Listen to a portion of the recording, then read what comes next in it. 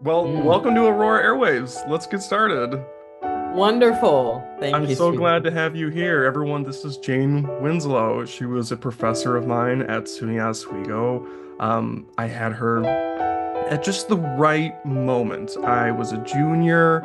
I had been practicing writing and filmmaking and getting into stuff, and I was right about at that moment where I was about to do cool things and I was about to see my voice for the first time. And I'm just so fortunate that I was able to have a professor like Jane who was able to understand how I needed to be pushed, understand what I needed to do to succeed to get to the next level. And, you know, I felt incredibly accomplished and encouraged by the end of our time together. So, Jane, I'm so happy to have you here. Well, Jordan, it is a pleasure to reconnect with you and get to hang out with you a couple different times. Yeah. And just so nice to hear updates on what you're up to and your wonderful podcast. And it's really, really wonderful to be here. Well, that says a lot coming from an accomplished film festival coordinator programmer. You, I really trust trust your thoughts and your views on what's quality media and whatnot. And I wanted Mm. to have you here because I wanted to hear all about what you're doing. You're such an accomplished creative, and in my exploration of what does it mean to be an artist as an adult outside of college and entering the world? I'm just fascinated by people who have had rich lives as artists and done so many different types of things. So I wanted to hear your story. We talked a lot about it last week, but I just think that your story is so fascinating in terms of the different paths that it took you. And I'd love to, hear about what you're working on now with the film festival. Fabulous. I'll let you take Well, it away. I've had a interesting peppered um, creative life. And the one thing I know about creative life in now that I'm an elder, that's a scary word, it's is that um, if you're a creative, as you are, and as I know your heart has always been a creative, that word can mean so many different things and have so many different expressions. And I've known people who are just creative in life, and they might do some things that we would typically call creative work, and that, but they just their life, the way they create anything, Yeah. is with that um, whatever that kernel is that we label as creative. So my life has been pretty interesting. I've written all my life, particularly like poetry and short stories, but I've written all my life. I've um, enjoyed music. I'm terrible at piano. Oh my goodness. I'm only slightly better at guitar when I was playing guitar, but we would not call me that kind of musician at all. But I loved singing, so thank God that was luckily good enough. And I've, pursued that avenue for a while.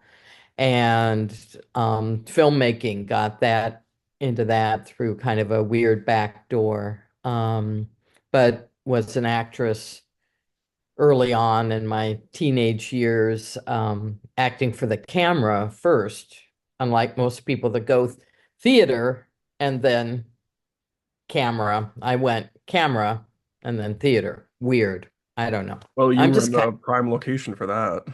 yeah, ex They exactly. went hand in Like hand. we used to joke about people from who grew were born and raised in LA, grew up with a picture and a resume in their hand. They came out of the birth canal. Okay. Already out. So, but in all the different ways that I enjoy and still enjoy creativity and teaching, another type of creativity that you could be a doctor and be a healer, a creative healer. And it seems to me that the throughput is finding that connection, um, not just human to human or animal to animal, but that connection with whatever life or spirit or whatever we want to call it.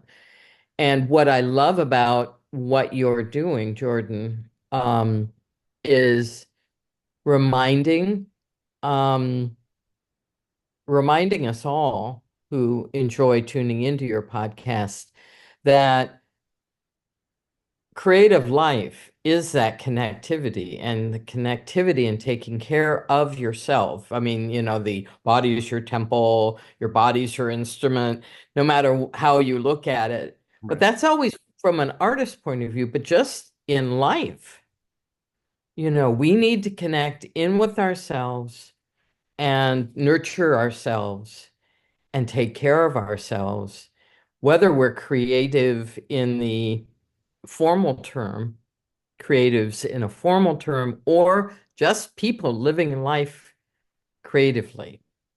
Yeah. And that is an essential gift that you're giving people in discussing that, and a gift that you gave yourself when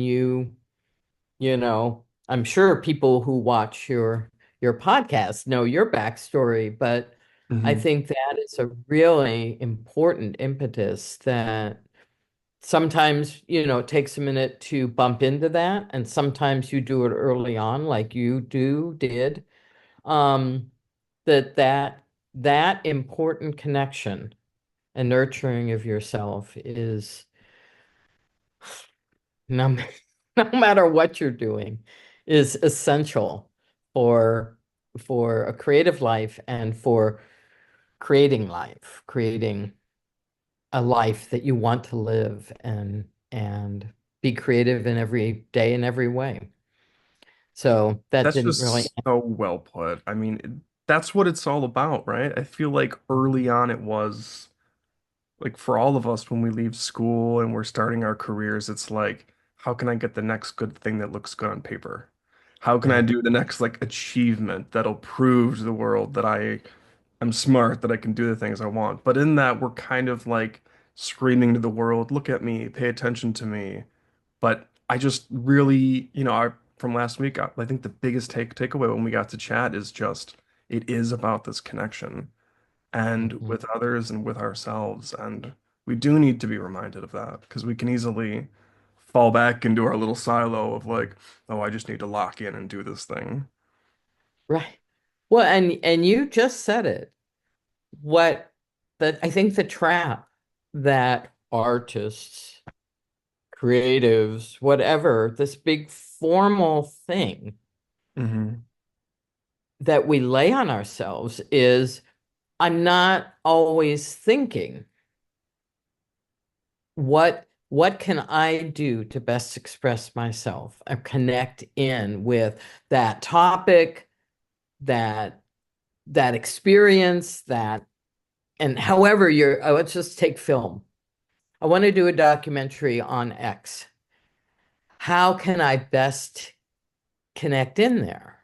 So you follow it for years and you think it's going to be in this style and you work on it because you have to pick something, to run at it with. And then if you're tuned in to it, it decides it wants to be expressed this way.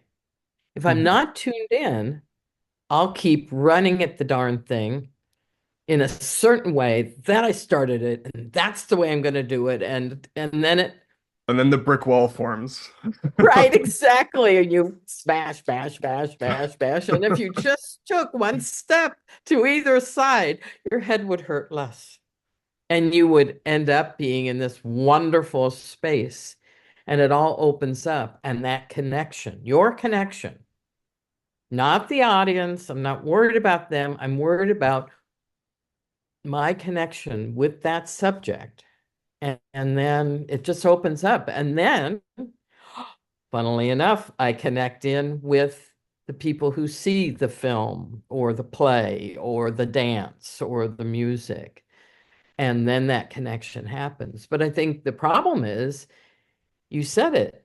I think, what is the next best thing on paper? Or what did I write in my pre-production plan? Or how can I get noticed? I think I'm going to do a film on this to get noticed. Mm-hmm. Well, Yeah. Got the calling card.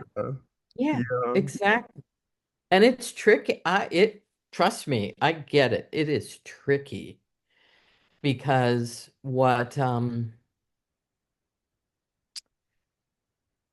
I of course want to be successful, whatever that means. I want all the points. I'm a all the points kind of girl. I grew up wanting all the points. And yet, um, if that's why one's doing it, it's a different thing than that connection. I mean, so, So, you know, do I want to be famous? There are paths to being famous. You can be famous. Is it expressing what I want to express in the world? Maybe sometimes. hmm Maggie Smith just died, and she's one of my Yeah. all-time favorites, not only because of her recent work. She's incredible actress. But I just remember when I was probably 18, 19.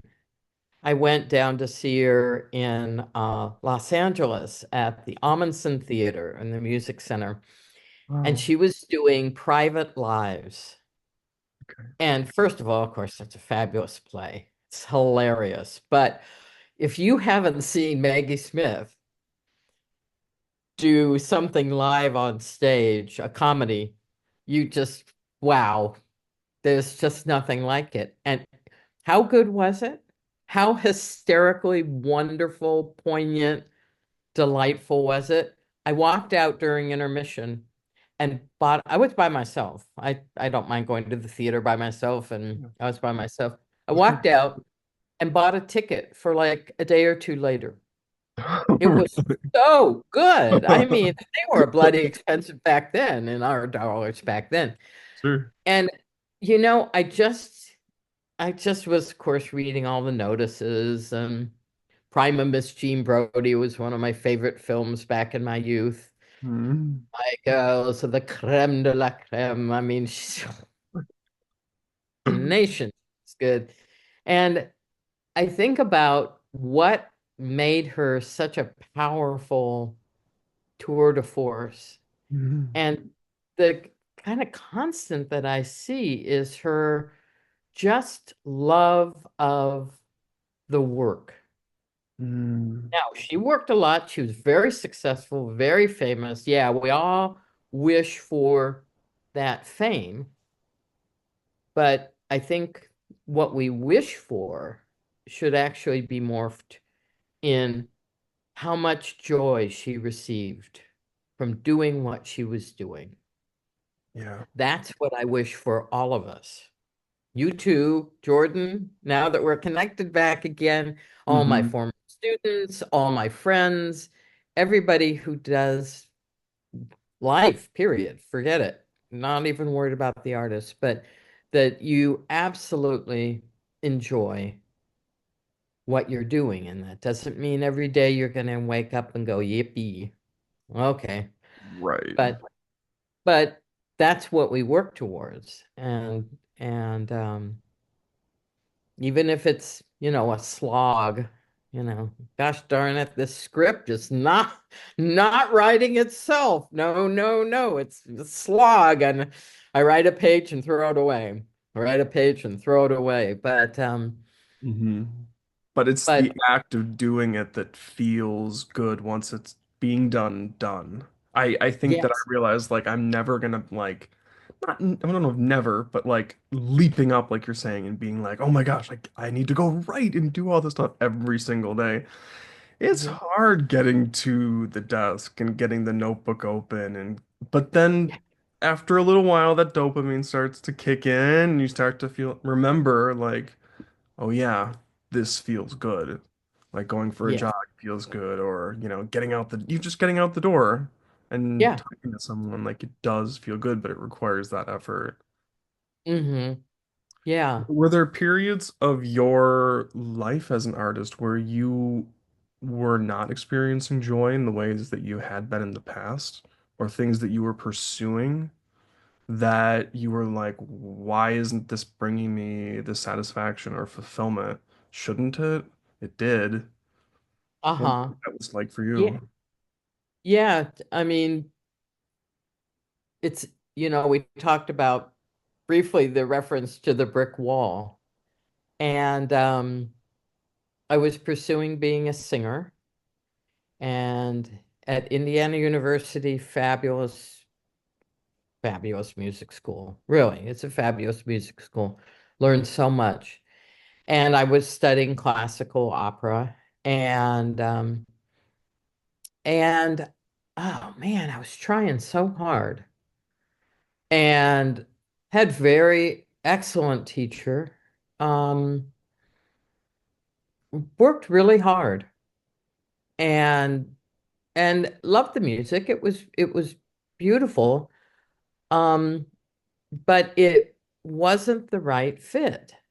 I mean, great training, Mhm. but I kept running. I mean, I had the voice teachers used to say, my dear, you have a beautiful voice. Your interpretation is so lovely, but your voice is so small. Well, it's like saying you're a beautiful racehorse. You look beautiful running around the track, your movement, but you're slow, you know. Well, then don't be a racehorse.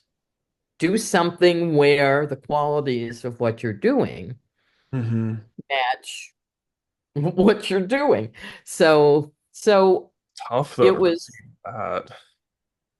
and fair enough, because the truth was that it was a lot more fun when I went, hmm, I keep running at this brick wall that is opera and classical music.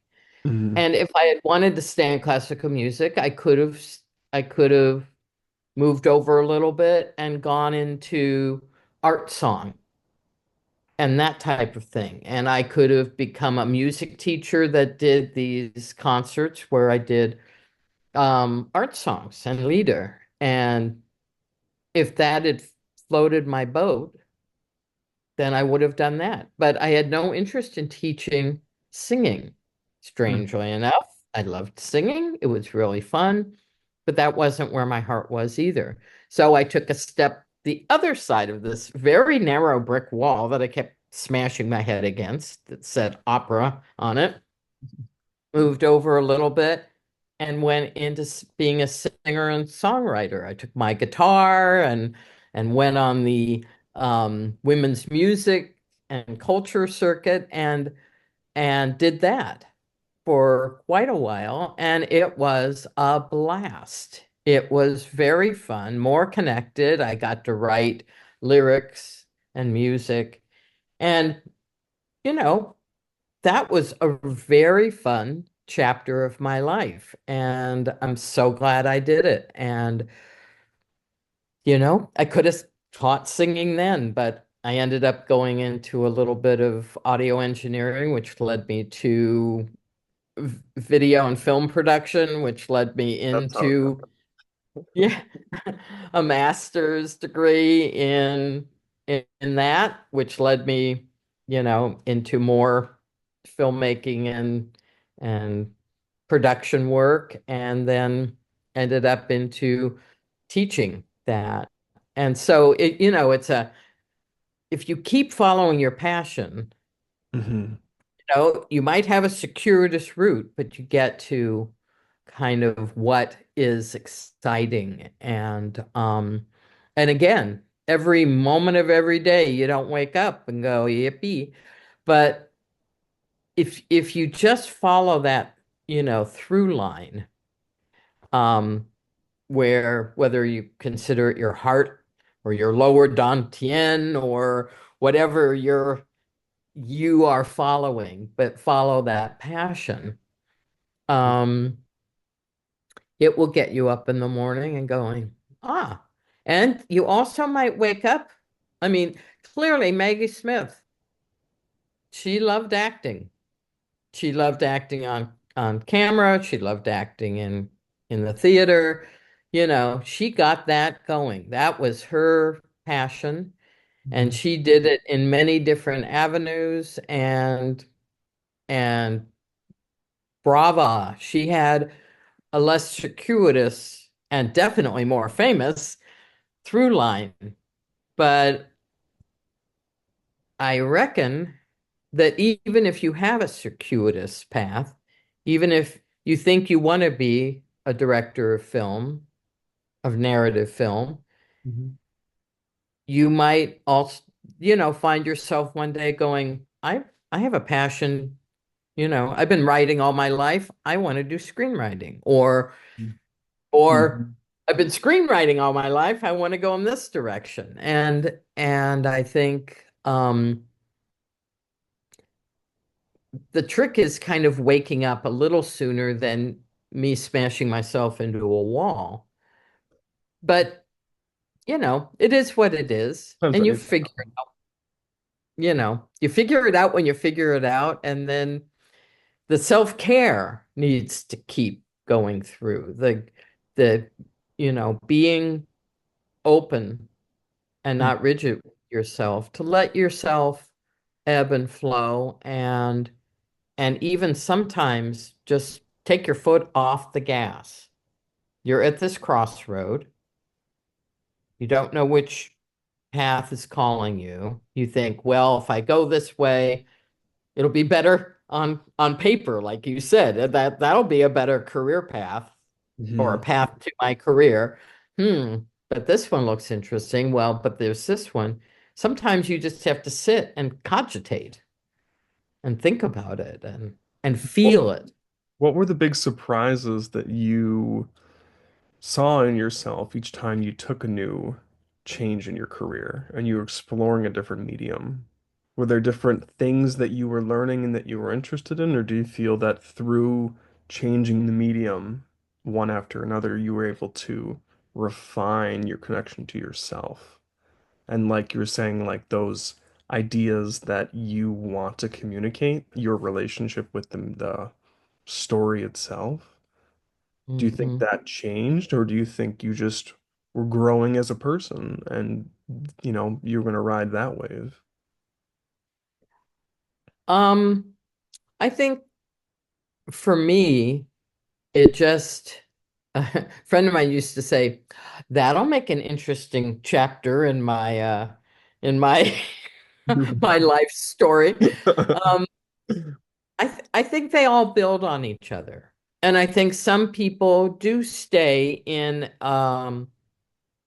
Maggie Smith in a narrower expression. And I don't know Maggie Smith, so I don't know whether she like liked to do art or had cooking or had another expressive path. Mhm. I only know her as an actress, but clearly very famous, clearly very clear career path. But I know that life feeds our artistic way and our artistic expression. So for me, um, my music affects my editing. I think musicians are very good editors because they understand rhythm. They Yeah. understand that flow. And so I think they can be very good editors. I think um, other examples, good writing, you understand. I like poetics, poetry, that distillation of the essence of what you're writing Mhm. helps me understand that you have to distill sometimes. You just can't do a 3 hour film. Yeah. Sometimes you need to distill it down.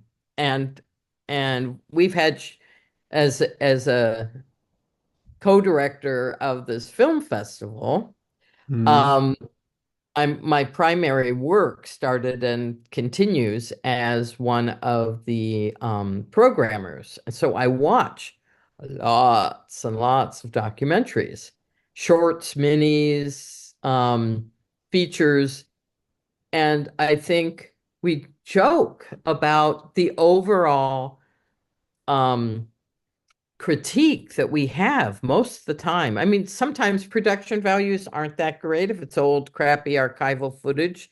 You do I mean, but you need to show it, and it might not be in the best shape. And sometimes, especially through the video years, whoa, some of that standard definition video. I mean, I'm not talking old film, I'm talking old video. Boy, that is pretty chewy.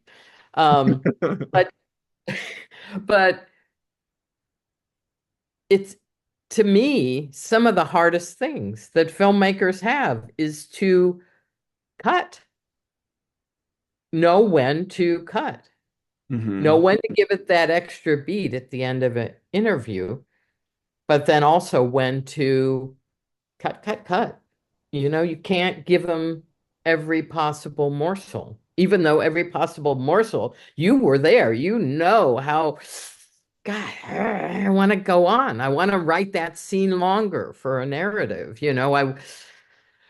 They need to know all this. No, they don't always need to know all this. And so anyway, I think the more for me, you asked me, my process is that it all feeds.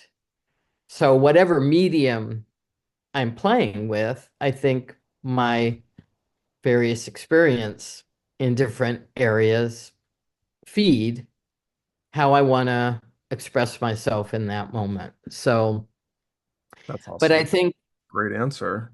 I mean, I really like it, and it's encouraging because I don't know, it kind of reinforces the idea that no experience is a wasted opportunity, and no. everything that you do, if you did participate in it, there was an aspect of you that wanted to, and you're going to learn Hmm. and you're going to grow. And I think that over time it can like cycle back in a fresh way, and then you can really hold on to those tools and implement them. And so I mean, it makes perfect sense to me that you're surrounded by documentary films all the time because these are people's stories from all different walks of life, from all different creative backgrounds, visuals and sound and everything you could think about, I'm sure gets presented to you. Yeah. But, like Yeah. what a cool place to be.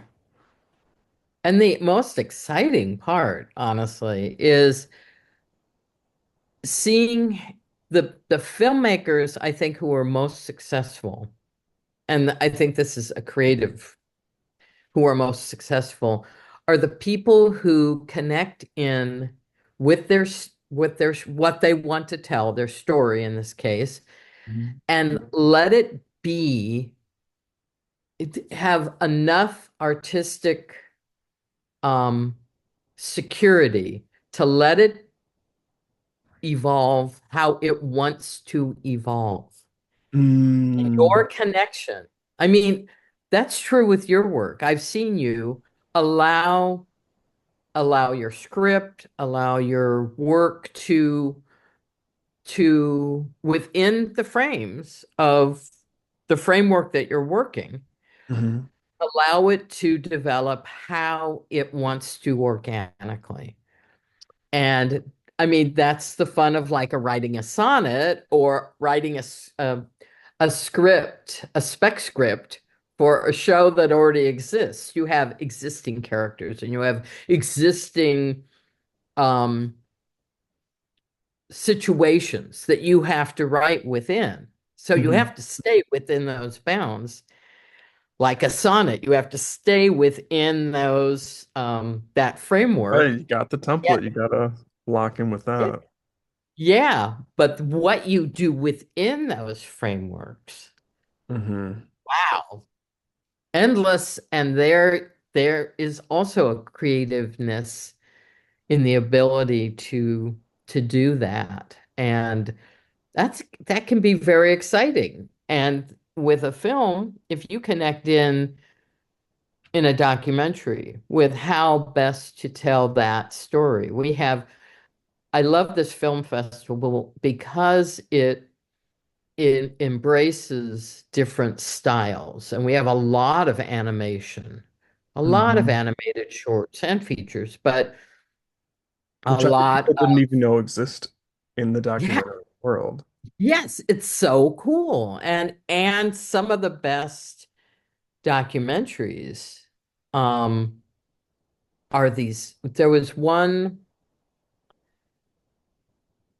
in our last festival that was this watercolor animation.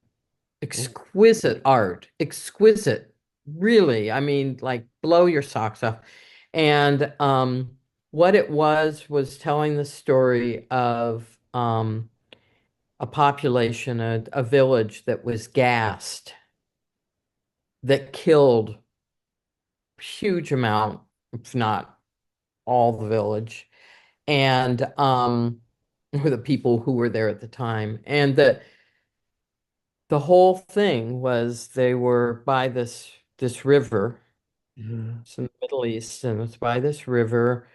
And the whole water, and you know how watery watercolor is, how texturally nebulous it is. Well, it was all done as if you were seeing the reflection. The majority of the film was the reflection of these people, animals, Oh, whatever, wow. in the water. And so it made it even more, you know, ephemeral. It's like a scrim or a gauze. It Yeah. was so powerful, and it documented this event, but Mhm. really quite a powerful short and exquisite in its expression. And we have a lot of discussions as we're programming, because sometimes, is that a documentary? Was that a Well, I was gonna documentary? ask, that's like telling the story of something that happened, but I think that like when we think of documentary, it's like, oh, who had their phones out and were like recording thing, yeah, out in Right. the world, or like what's like actual archival footage of a certain event. Hmm. And when it's filmed, it's just someone sitting and having, an interview style Right. conversation. Right. Talking head interview with some Yeah. B-roll. But Yeah. I but mean, no, that's but tell one me more way. about that because I think that like a lot of people would never even think that there are a whole bunch of different ways to bring a documentary story to life. To There are, and um one of the things that I love about our festival also is we have these what we call conversations, and they're um some are more film business oriented, and some, Mm. the ones that I usually write herd on, are a discussion of style, different styles. And so I'll kind of pick some topic, whether it's observational or, just depending on the year, what different types of styles that we might have. And this one year, the year that we had to Zoom pretty much everything, um, I had this conversation on style with a filmmaker down in Australia, and she had done a short about this woman filmmaker in the early 1900s and in Russia. And of course, Battleship Potemkin. I mean, we had, Sergei Eisenstein, and we had, all these wonderful documentarians of the time, Mhm. um, who were amazing and well documented and well known in film theory. And this particular female Russian filmmaker was less known. And so, how do you do a short documentary on this woman who Yeah. there's very little information about? And she did, it was a reenactment of a lot of her, what what she had written about herself and this very kind of narrow window into her life. And so she thought, the way I can do it is kind of do this reenactment, writing a script based on Hmm. her and her friends, what we know about them. So, great debate on whether we were going to show this short. Of course, I this was one I was going to the mat for because one, it's brilliant. Two, it's about a filmmaker who I think is really important to get her um, knowledge about her out there. And three, reenactment Hmm. um, is a valid way of documenting a nonfiction, a real person's life, when you don't have footage or much of anything Right. that documents her life. So anyway, I did my conversation on style was with this filmmaker, and we got to see a couple other of her shorts Hmm. um, that had been done earlier. So we got to see them through the Zoom conversation. But it was a very interesting conversation about what is truly nonfiction, what is considered a documentary, nonfiction. I mean, The Nook of the North is a big famous one. Would anyone consider that not a documentary? Well, his original footage went up in a fire, had to go No. and reenact it. You Oh, know, he had to go up there, and by then the Western culture had come in and they weren't doing things in the same way that he had seen when he had shot the original footage. So he went up and had Nanook reenact it with his family. And, yep, you know, yep. and who's paying the bills was, this particular film that was subsidized by an oil company that shows Happy Bayou Boy being supported by an oil rig worker who helps him, blah, blah, Yeah. who's the so we have all these Well, discussions that's and really interesting also of like when films come your way, do you have to navigate who's funding this and what could be ulterior motives behind what the narrative is going to be or what it's pushing? Is it propaganda? well that comes into play sometimes when luckily we have wonderful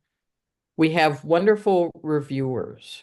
Our first line of getting three people to Oh. review a film So the all film the way. gets submitted, and then you have Yeah, the reviewers. They're the first guard. They go right, through. exactly. Not that a few of us behind the scenes don't watch quite a few of the films that come in anyway, but we have to have, for us, it's important that we have Hmm. three people watch that film. I mean, watch that film. So the 3 hour films, stop sending us those because really, we can't, we don't have a capacity to program that within a film festival. So the 2 hour films are tough, but 3 hour films, come on, give When us a you break. probably only showed one or two of those, probably, right? Like You can't, the yeah, yeah, programming, like I a don't like. 3 hour film is not in our capacity. But anyway, we still, get, and we don't push those off on the reviewers because they are so true blue. I mean, they watch all of them. And so if it's a film that, probably isn't going to make, if we have a small percentage of what makes it in, and sometimes, yeah, the production values, because, it's such a great topic and they did such a great job, and Maybe they're a first-time filmmaker, or maybe they're a high school filmmaker, or whatever. And then some production values are through the roof. They're, you know, all the money's been spent on this, but that doesn't have the heart and the, so that's probably not going to make it either. So, I mean, across the board, there's, you know, There's I mean, we have markers. to make tough decisions. Sometimes it's a brilliant film, and we might have had five brilliant films on the Ukraine. I'll just pick a, Oh and wow. there, Wow. and now out of X number of films, we try to get a nice broad swatch of subjects, and and sometimes topically, for whatever reason,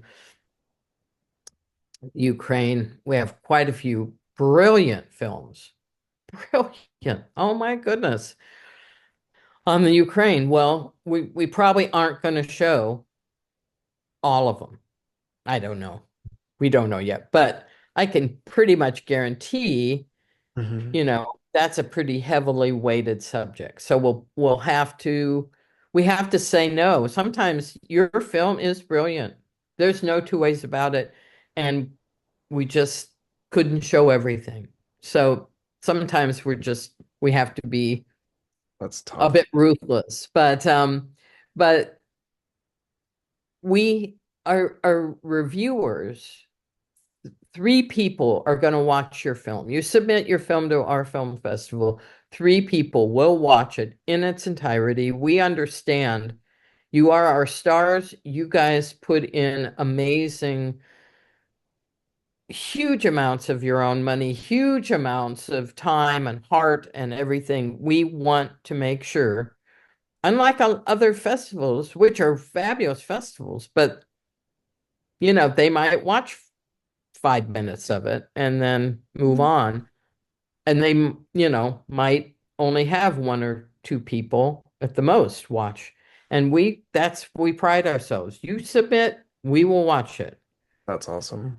We're going to put a time limit on it for next year, though.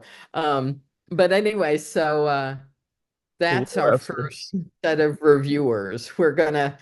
Um, we're gonna watch your film. That there's no question about that. But then it bubbles down to the next group that watches it Mhm. is we put together a programmer team. And our lead programmer, Jean, when I was first talking to her, she's just brilliant.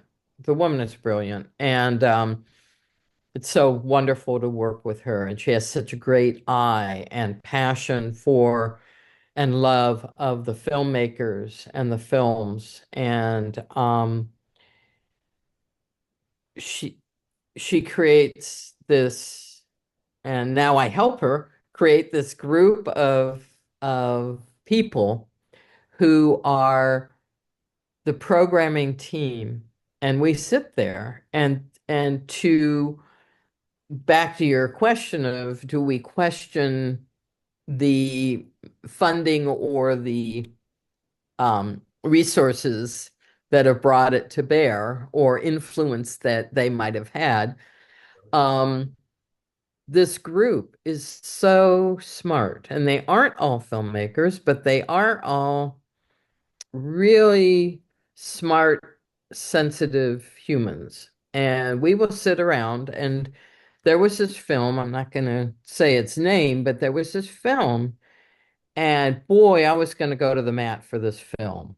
Mm. Oh my goodness, I was going to go to the mat because it was quite a few years back, but it was to me a really great anti-war film. Mhm. It was really powerful.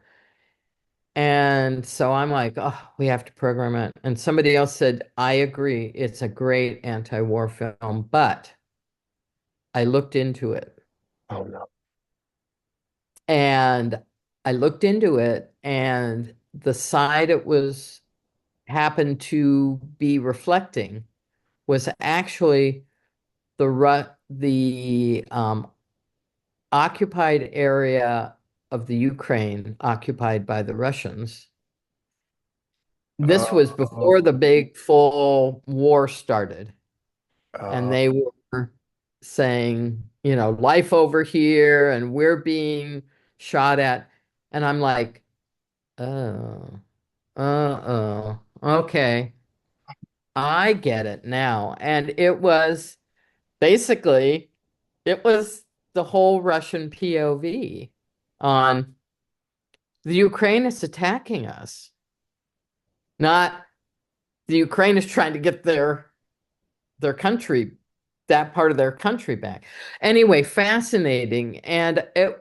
because of these clever people that I sit on this committee with, Hmm. I we and the man who was kind of informing me wonderfully, thank you.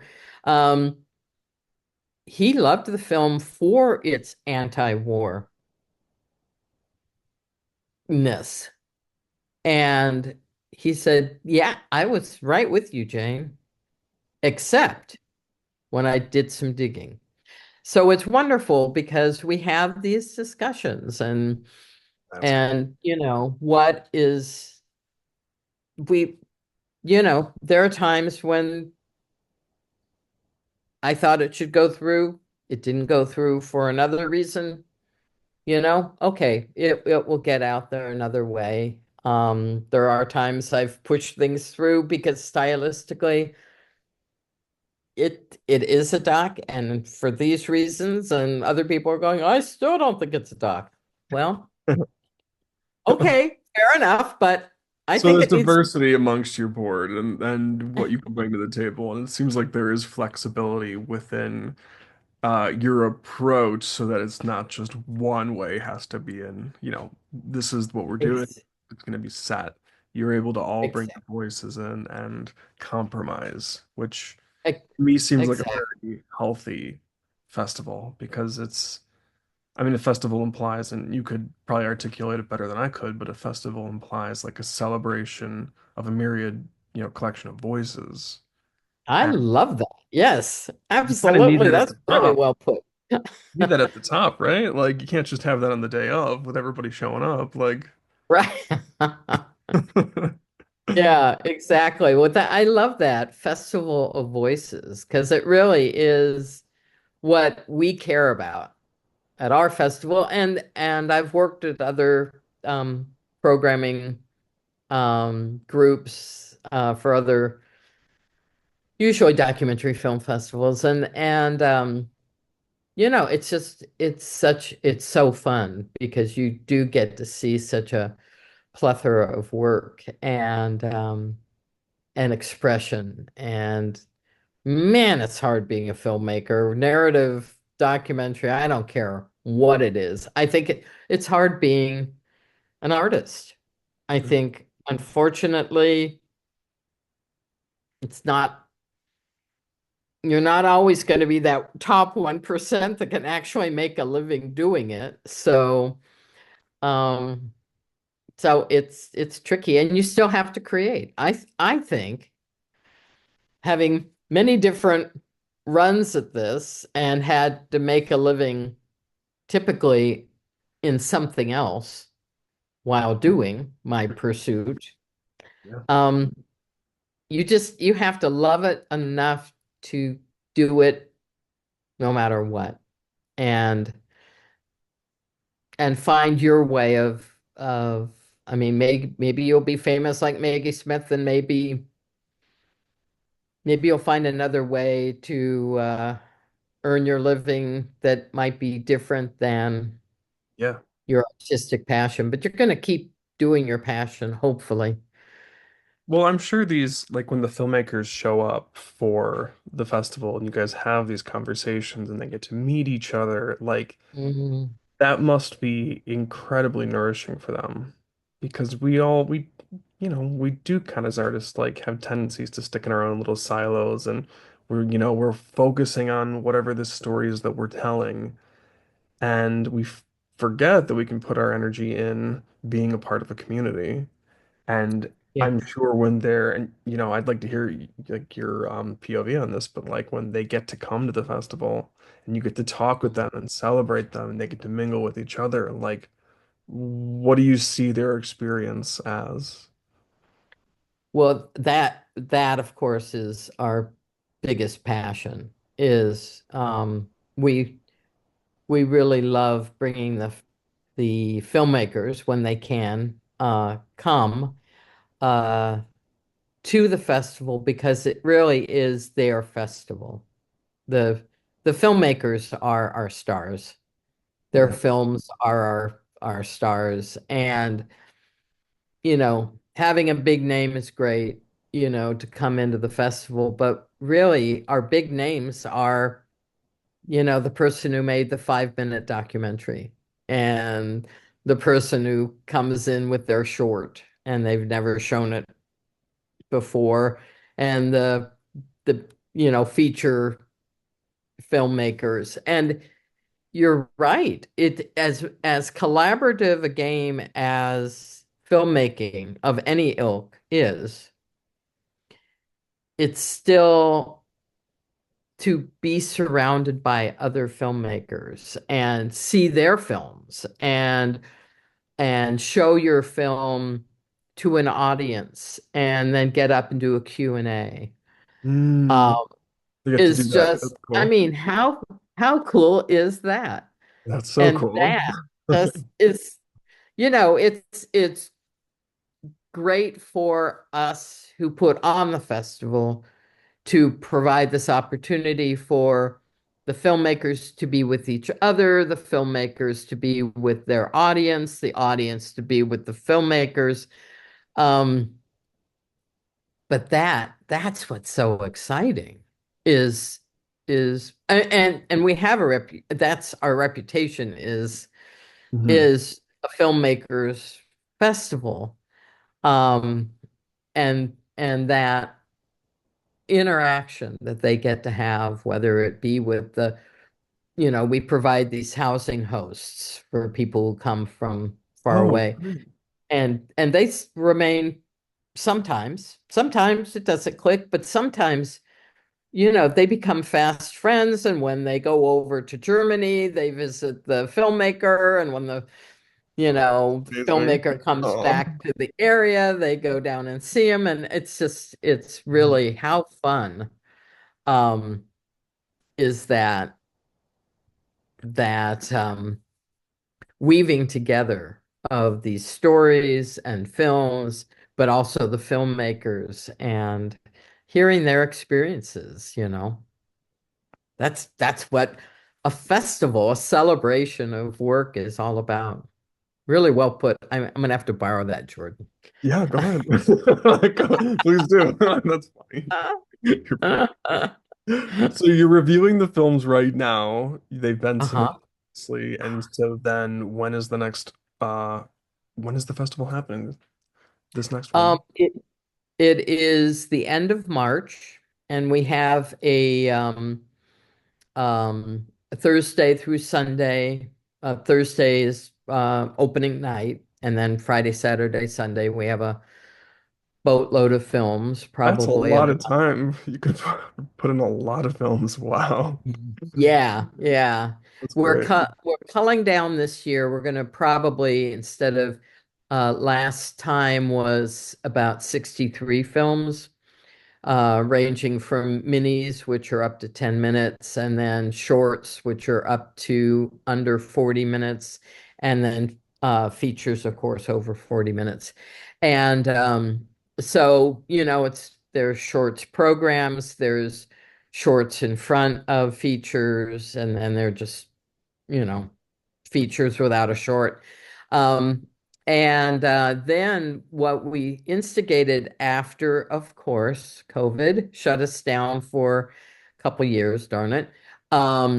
We went online. We pivoted very quickly. We got shut down 2 weeks before we were literally having a volunteer training, and the news came in all, you know, all events bigger than 50 people, well, Yep. those bigger than 50 people um, are being shut down. So we Oh. all hung our heads, went to a local eatery and drowned our sorrows Yeah. in food and drink.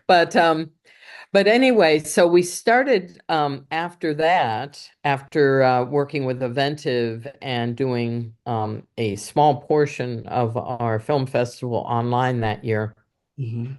We started doing the next year. We had to be online again, darn it. But we started having this, as many people who pivoted did, the virtual festival right on the heels of the festival. And it's Oh, not every one of our, this year it's probably going to be probably no more than 55. And I'm probably going to be host for saying that because we're really shooting for 50 films, a mixture of shorts, minis, and features. But I'm rounding up just in case a couple sneak in. sure. But No, we'll keep the lights oh, who, on. who said that? It might be 50. I don't know. Your But words. anyways, It has been done. it has been done before, yes. But but what we do is we have filmmakers identify if they want to be considered for the virtual Mm, festival afterwards, and then it's not the whole complement because not everybody has, they might have a restriction on whether they can stream their films and right. based on their distributor or their licensing agreement with whatever. Like a But anyway, finance year so that wouldn't want them to be streaming yet because they might think that it could get purchased by something. yeah. So I mean they have to self-identify whether they want to be considered. And then we'll stream a portion of the films, which is turned out to be, I mean, it's a break-even situation for us and sometimes a little bit of a loss. But but what is good about it is we noticed that because when we were our live festival was dark and we had to do streaming only, Mhm. people from internationally even were able to come to our festival where before they couldn't Right. necessarily, the audience didn't necessarily come from Whidbey Island, where I know many people are now enjoying the festival and internationally and East Coast, they don't necessarily come out, but they'll enjoy our streaming We can get festival. all of our followers on Aurora Airwaves to tune in March, right? Yes, We could. absolutely. We absolutely Yeah, could. yeah, and it's really not not expensive at all to do the streaming portion. But of course, I highly recommend people come out for the festival because then you get to, as filmmakers, even if you don't have a film in the you know in the game this year, you get to see a lot of incredible films and hang out with a lot of incredible filmmakers doing incredible work. It's just really impressive what what filmmakers are doing out there in the world of nonfiction as well as fiction. It's just that's not what our film festival is about, but Right. um really some beautiful work. Well, all these filmmakers are lucky to have you, as I was lucky to Oh, have you as a professor, and I'm glad that we are able to oh, you are really dear. reconnect in all these ways. You just have bountiful enthusiasm and a respect for what's being created, and I think that's Mm, something that um, I always just admire because I think a lot of artists are, they'll want to be like, my vision or my way is the best way and stuff like that. And I think that there are a lot of gatekeepers in the industry and a lot of, mm, very set views on gatekeeping. And yeah, I well think, put. from everything that you've said, it's just like, what a great thing that you're able to give people this opportunity to shine. Mm, mm. What's the Well, I think website that filmmakers can submit their films to? How can they submit the films for next year? Well, take a look at Sebastopol Documentary Film Festival, Hmm. and you will come up with us and us only. There's only one of us. And on our website, it's a really cool website. We have a lot through our website, we really try to support filmmakers year round. And so we have alumni news, we have some of these conversations since now a lot of them are Zoomed. So we'll have a lot of conversations up there that you can just click on for free and take a listen to. And news about, of course, our submission. We're in the our last day for this year is tomorrow on the 30th. And so get your films in if you have something. Of course, this will be podcast subsequently, but next year. Eager. And Ready. just check out the website and Sebastopol Film Festival. And it's just a very cool uh,